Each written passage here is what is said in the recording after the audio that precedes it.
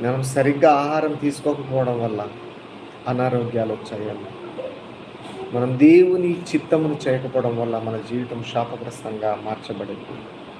ఇలా ఎన్నో సంవత్సరాలుగా కుటుంబంలో నెమ్మది లేక, భార్యాభర్తల మధ్య సమాధానం లేక, తల్లిదండ్రుల మాట పిల్లలు వినక, ఎదుగుదల లేక, దారిద్ర్యం, కరువుతో, భయంకరమైన ఇబ్బందితో, వ్యాధులతో, రోగాలతో, దెయ్యాలు మన కుటుంబాల్లో, మంత్రాలు, చీకటి శక్తులు ఎంటర్ అయిపోయి, దేవుడు లేనందున, దేవుని యొక్క కాపుదల లేనందున దురాత్మ శక్తులు మనలోకి ఎంటర్ అయిపోయి మన దేహంలో, మన కుటుంబంలో కొలాప్స్ చేసేస్తున్నాయి. కారణం ఏంటో తెలుసా?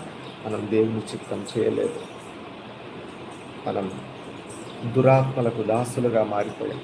చీకటి ఆత్మతో నింపబడి ఉన్నాం. మంత్రశక్తులతో మనం